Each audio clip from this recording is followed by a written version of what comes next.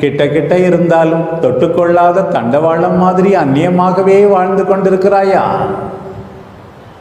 கடலில் இருக்கிற கூழாங்கல் மாதிரி தொடப்படாமலேயே ஈரமாகாமலேயே இருந்து விடுகிறாயா?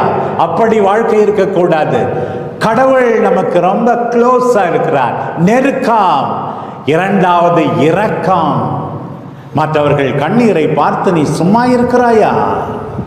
இரக்கம். மூன்றாவது மென்மை என்று ஆண்டவர் சொன்னார், திருத்தந்தை சொன்னார். மென்மையாக மாறு.